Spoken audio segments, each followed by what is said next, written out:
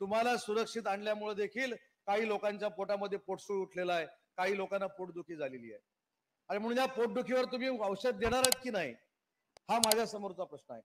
राजकारणासाठी राजकारण आपण नंतर करूया. कोण कोणाला मतदान करणार आहे, कोण कोणाच्या मागे राहणार आहे, हा लोकशाहीतला एक भाग राहिला.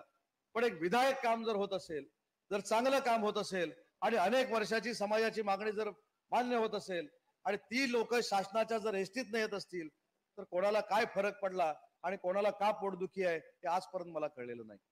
पण ज्या संख्येनं तुम्ही उपस्थित राहिलात त्या अर्थी त्या पूर्ण बौद्ध विहाराच्या कामाला तुमचा पाठिंबा आहे.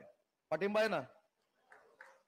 मग आता कालच्या पोस्टची विचार करण्याची मला आवश्यकता पण नाही. ती माझ्या मोबाईलवर आलेली पोस्ट आता गेल्या गेल्या मी डिलीट करून टाकतो.